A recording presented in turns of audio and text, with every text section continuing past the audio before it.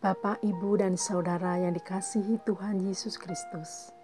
Selamat pagi, selamat berjumpa kembali dalam program Repa, Renungan Pagi GKJ Mino Martani. Hari ini kita akan membaca dan merenungkan sabda Tuhan dalam Injil Yohanes pasal 3 ayat 27 sampai dengan 32. Yang demikian bunyinya.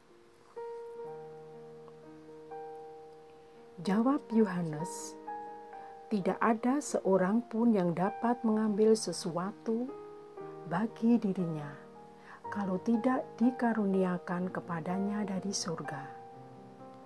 Kamu sendiri dapat memberi kesaksian bahwa aku telah berkata, aku bukan Mesias, tetapi aku diutus untuk mendahuluinya. Yang empunya mempelai perempuan ialah mempelai laki-laki. Tetapi sahabat mempelai laki-laki yang berdiri dekat dia dan yang mendengarkannya sangat bersuka cita mendengar suara mempelai laki-laki itu. Itulah sukacitaku, dan sekarang sukacitaku itu penuh. Ia harus makin besar, tetapi aku harus makin kecil. Siapa yang datang dari atas adalah di atas semuanya. Siapa yang berasal dari bumi, termasuk pada bumi, dan berkata-kata dalam bahasa bumi. Siapa yang datang dari surga adalah di atas semuanya. Ia memberi kesaksian tentang apa yang dilihatnya dan yang didengarnya. Tetapi tak seorang pun yang menerima kesaksiannya itu." Tema renungan saat ini adalah pantang menyerah walau tidak mudah. Bapak, Ibu, dan Saudara yang terkasih, mengajarkan bahasa daerah, misalnya saja bahasa Jawa, kepada anak-anak muda zaman ini bukanlah hal yang mudah. Mengapa? Karena zaman modern ini dunia seolah tanpa sekat dan peran bahasa daerah, atau salah satunya bahasa Jawa, terasa kurang membumi. Namun kenyataan ini tentu bukanlah menjadi alasan untuk berhenti mengenalkan dan mengajarkan bahasa daerah kepada generasi muda zaman ini.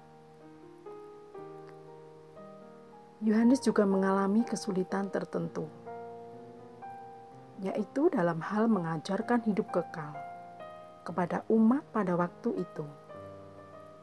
Apakah hidup kekal itu?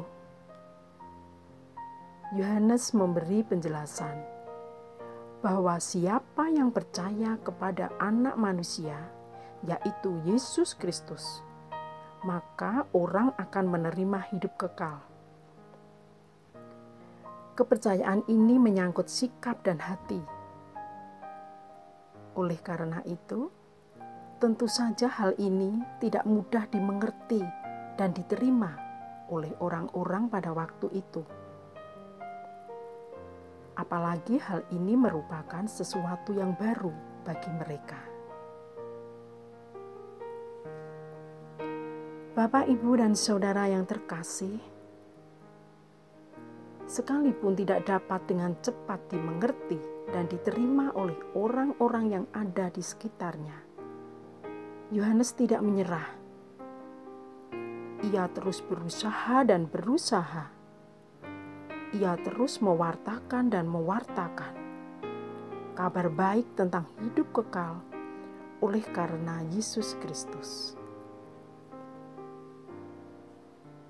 Oleh karena itu, kita, umat Kristen zaman ini, perlu belajar dari Yohanes di dalam mewartakan kabar tentang Yesus Kristus dalam hidup kita.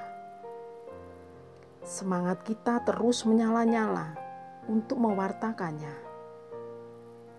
Selain melalui kata-kata kita, tentu saja tidak boleh ketinggalan melalui sikap hidup kita. hidup di dalam cinta kasih dan sesuai dengan kehendak Tuhan. Hidup yang sungguh-sungguh hidup dan menghidupkan. Amin. Demikianlah renungan hari ini. Selamat beraktivitas, teriring berkat Tuhan.